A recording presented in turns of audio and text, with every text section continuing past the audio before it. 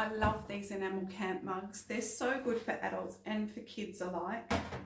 Here's one I've done previously, just a name and a little image on it.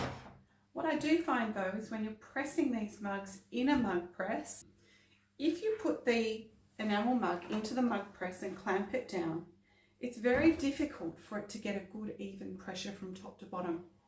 So what I found is if you put a blank in one side of the same diameter, and then you put your other printing version in this side, careful not to get it too close to the front of the press, clamp it down, press start.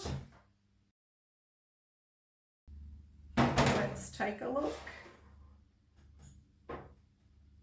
And there we have it.